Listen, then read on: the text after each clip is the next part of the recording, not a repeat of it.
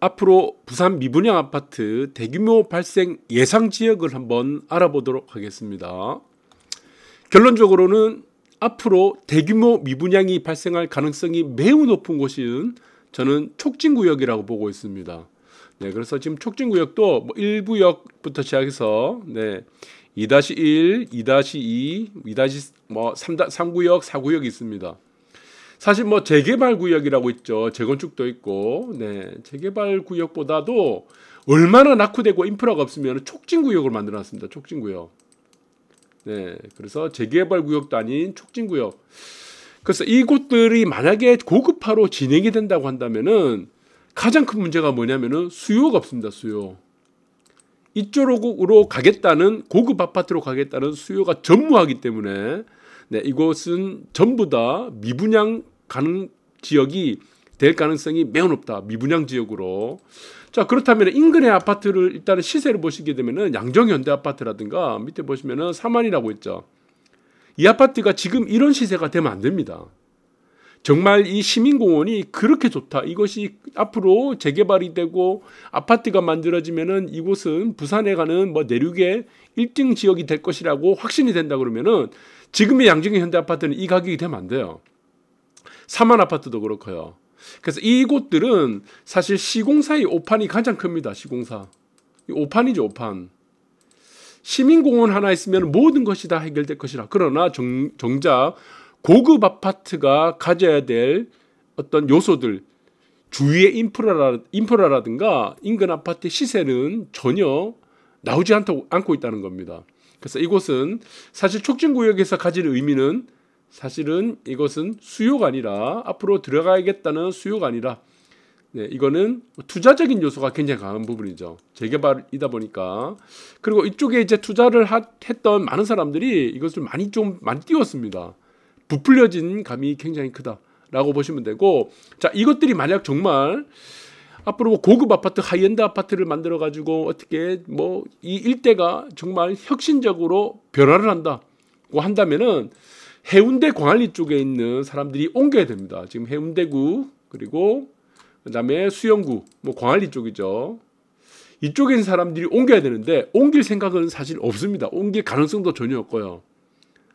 자, 이 모든 것들이 이 고급 아파트라는 것들도 사실 입지적인 부분들이 받쳐야지 이것이 시너지 효과를 가지는데 입지적인 요소들을 전혀 갖추지 못하고 있고, 시민공원 하나만 가지고 부자들이 옮길 수 있는 요소는 매우 미흡하다는 것이다. 여러분들이 그렇게 보시면 될 것 같아요.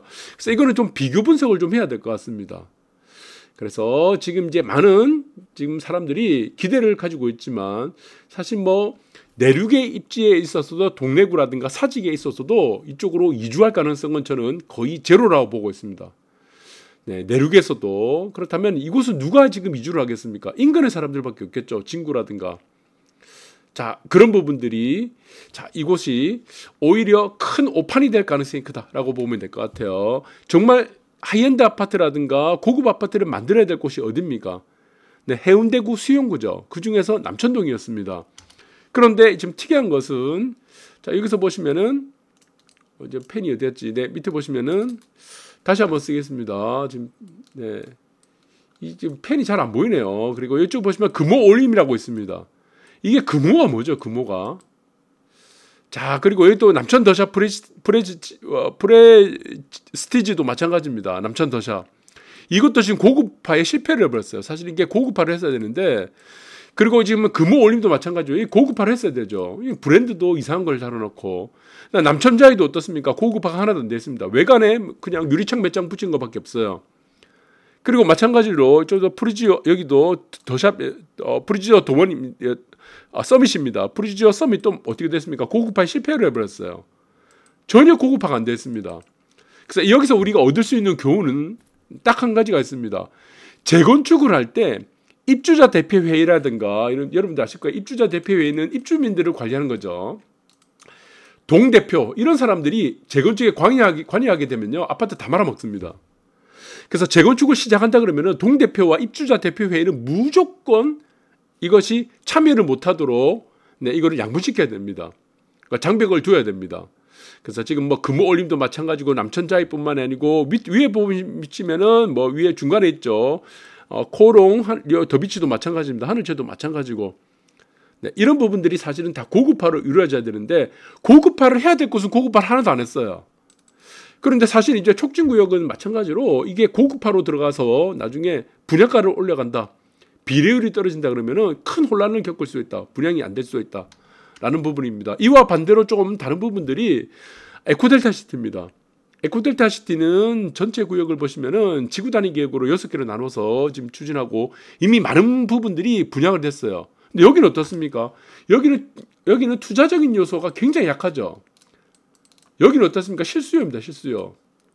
네, 여러분들 실수요가 굉장히 강한 곳이기 때문에 가격이 어느 정도 싼다는 이런 가격적인 어떤 가성비적인 부분들도 있기 때문에 이곳이 흥행이 어느 정도 되는 부분이고 전체가 이렇게 다 지금 지구를 나눠 가지고 되고 있는 부분이고 그리고 이 일대는 어떻습니까? 공장들이 옆에 많습니다.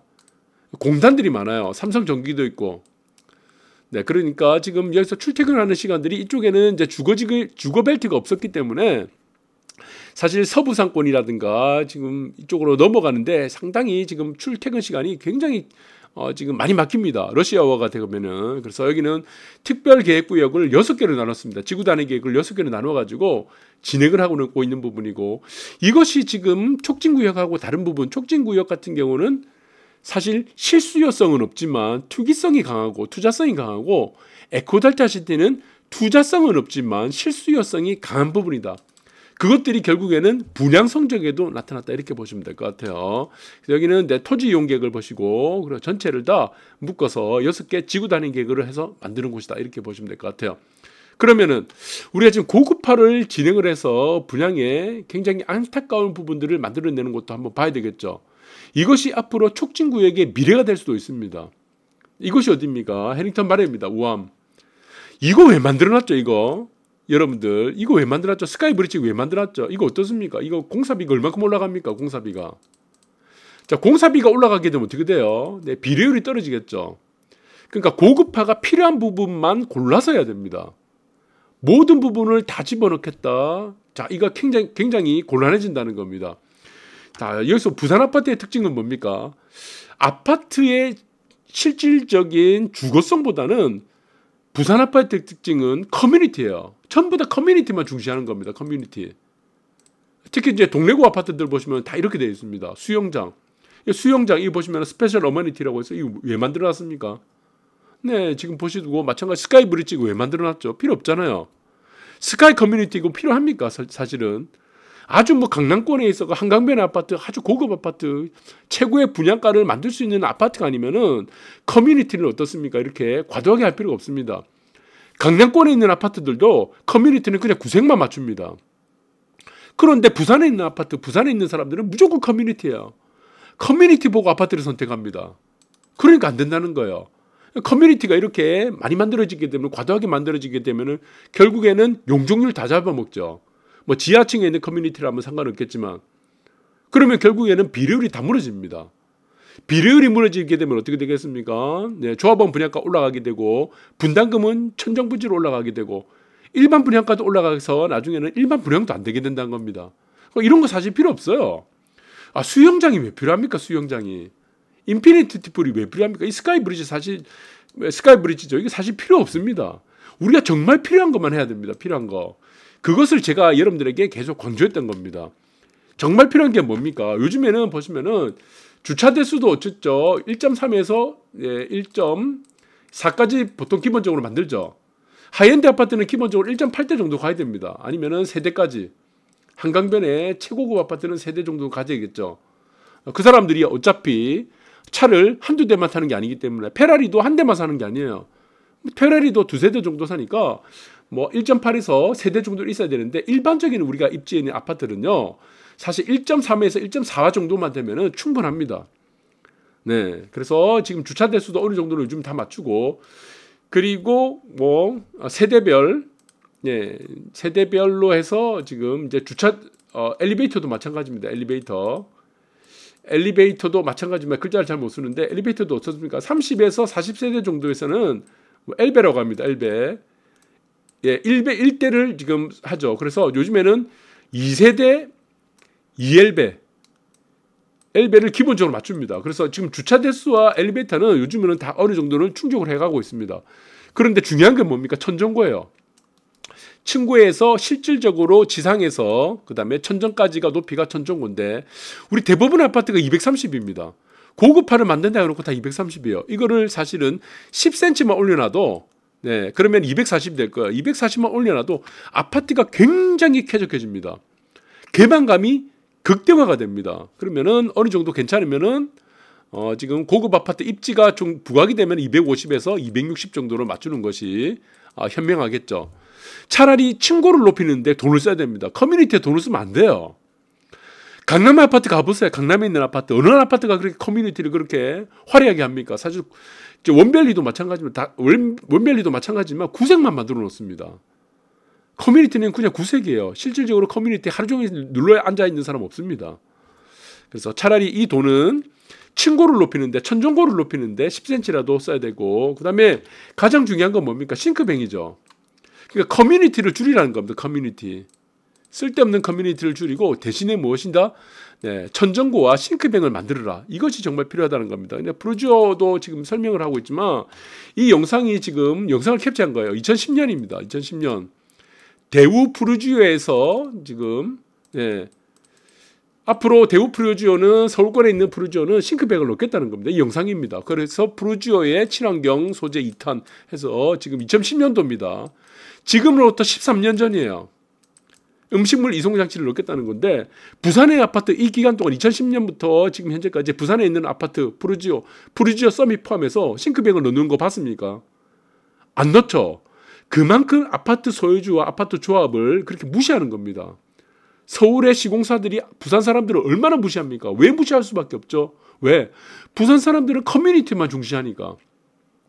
싱크백에 관심이 없는 거예요. 천정고 관심이 없는 겁니다. 오로지 커뮤니티. 동래구 아파트 가보세요. 천정고 지금 높은 아파트 있나요? 없어요. 싱크백이 있는 아파트 있나요? 없어요. 왜? 사람들이 다 무조건 수영장 거리니까. 커뮤니티 거리니까. 사실 정말 필요한 거는 다 빼먹습니다. 그래서 프루지오 아파트도 2010년도부터 이제 싱크뱅을 적극적으로 놓고 있는데 부산에 있는 아파트 서밋조차도 싱크뱅을 못 놓고 있는 이 상황이다라고 보시면 된다. 그래서 부산의 아파트를 참 정말 수준 낮게 보고 있다. 그렇게 보고 있습니다. 결론적으로는 자, 촉진구역도 마찬가지입니다. 이것이 가장 중요한 것은 무엇이다? 과도한 고급화를 해서는 안 된다. 저는 과도한 고급화를 해서는 필패다. 그렇게 보고 있습니다. 이 고급화의 수준도 어떻게 돼? 입지를 따라가야 된다는 것이다. 입지를. 자, 이곳은 그 자체가 투자성만 있고 실수요성이 워낙 낮기 때문에 그리고 지금도 마찬가지입니다. 지금 이제 삼성물산도 지금 뭐 2-1 사업 참여를 한다는데 삼성물산이 부산에 고급 아파트를 만든 적이 없어요. 전무합니다. 그래서 아마 조합과 타협을 해서 뭐 준고급화 정도를 가지 않겠나라고 생각 들고 또 삼성물산도 마찬가지입니다. 이것은 어느 정도로 오판을 하고 있지 않는가.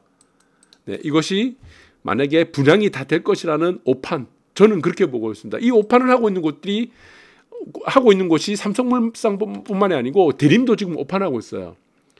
네, 그러니까 이 투자자들이 다 띄워놓은 거를 시공사들도 이 안에 세뇌돼 가지고 세뇌 선동이 돼 가지고 이거 뭐 잘 될 것이다 착각하고 있는 거죠. 저는 제가 볼 때는 자, 이 하이엔드 아파트를 만들었을 때 과연 들어갈 사람들이 있겠는가? 라는 부분들이 저는 가장 의문스럽다. 그래서 지금 촉진구역이 해야 될 것은 지나친 고급화, 지나친 커뮤니티에 몰빵하는 이러한 잘못된 우리가 부산 아파트가 걸어왔던 잘못된 길을 가지 말고 정말 필요한 고급화 그리고 주차 대수라든가 엘베 개수는 요즘에 다 충족을 하죠. 2세대 2엘베. 자, 그렇다면은 주차 대수는 어느 정도 조금 여유가 된다 그러면은 어느 정도 조금 늘리고 아니면은 싱크뱅과 천정고를 높이는 데 집중을 하는 것이 저는 맞다고 봅니다. 자, 그래서 자, 이것도 이제 많은 이제 조합이라든가 소유주들이 결정을 좀 해야 되겠죠. 지나친 고급화는 결국에는 무엇이 됩니까? 우리가 사례를 봤습니다. 조합원 분양가를 조합원 분양가라고 하죠. 극대로 올려버리고 결국에는 비례율을 다 갉아먹습니다. 비례율. 결국에는 어떻게 되겠습니까? 네, 이것을 일반 분양가를 결국에는 올려야 되겠죠. 일반 분양가를 올리지 않으면은 자기들 분담금이 올라가니까. 이렇게 되면은 또 과다하게 올리게 되면은 우리는 하이엔드 아파트야, 우리는 고급 아파트라고 생각했던 이 잘못된 오판으로 생각해서 일반 분양가가 높아졌다. 결국에는 이게 미분양된다는 겁니다. 그래서 저는 제가 볼 때는 앞으로 부산의 분양을 시장에서 가장 미분양이 발생할 가능성이 대규모로 높은 곳은 저는 촉진구역이다. 그렇게 보고 있다. 투자성은 높지만 그 투자성에 비해서 수요성이죠. 실수에 대한 수요성이 너무나 떨어지기 때문에 이 부분들도 이쪽에 있는 조합이라든가 소유주들 이것을 합리적으로 판단을 해야 될 것 같습니다. 참고하시기 바라겠습니다. 감사합니다.